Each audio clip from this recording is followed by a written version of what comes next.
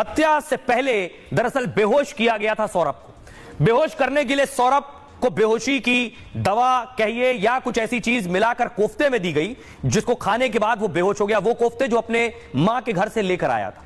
उस medical store तक आज पुलिस पहुंची है। यह वो मेडिकल स्टोर जहां से दावा किया जा रहा है यह दवा खरीदी गई।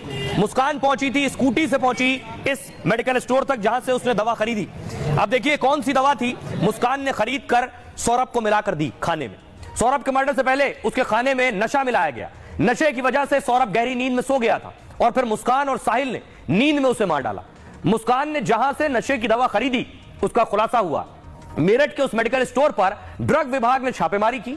मेडिकल स्टोर के मालिक और दुकानदार से पूछताछ की है। शुरू में तो दुकानदार ने एंटी डिप्रेशन की दवा देने की बात कही और कहा मुस्कान एक बुजुर्ग के साथ दवा लेने आई थी। ड्रग इंस्पेक्टर ने कड़ाई से पूछताछ की तो बड़ा खुलासा हुआ। मुस्कान ने मेडिकल स्टोर से इंजेक्शन और तनाव की दवा खरीदी। उसने 2 दवाइयां टैबलेट और 1 इंजेक्शन के रूप में ली थी। दावा यह कि नींद की दवाएं और मिडाजोलम इंजेक्शन लेने गई थी वो। मेडिकल स्टोर में उससे डॉक्टर का पर्चा मांगा गया। तब मुस्कान ने मोबाइल पर एक डॉक्टर का पर्चा दिखाया। शक यह कि मुस्कान ने डॉक्टर के नाम का फर्जी पर्चा तैयार किया और उसे मोबाइल में एडिट कर नशे की दवा लेने चली गई।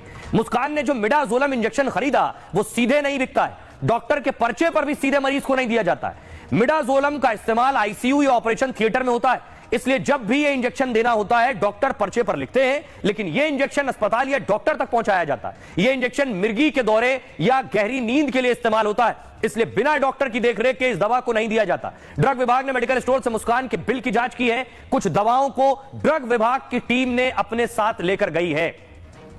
आइए अब आपको सुनवाता हूं कि आखिर इस मामले में क्या कुछ कह रहे हैं ड्रग इंस्पेक्टर जो मौके पर पहुंचे थे, और ड्रग इंस्पेक्टर के अलावा उस दुकानदार तक, उस दुकान तक रिपब्लिक की टीम पहुंची है जिसने मुस्कान को यह दवा दी है। दोनों को सुनिए जरा।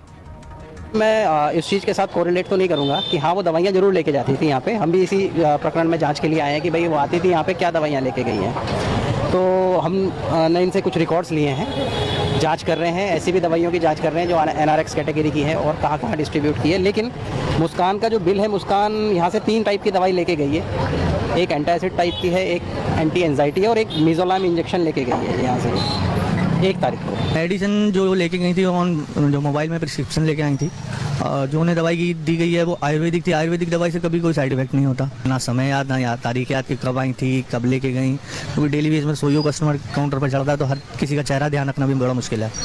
और कोई ऐसी उनके साथ कोई ऐसी घटना भी नहीं हुई थी कि हम फेस ध्यान रख पाएँ। नॉर्मल आई, दवाई ली और अपना पैसे दिए और चले गए। अब सवाल यह है कि आखिर हत्या के बाद ये कहां गए। तस्वीर में आपको दिखाने जा रहा हूं। हत्या के बाद दरअसल ये शिमला पहुंचे।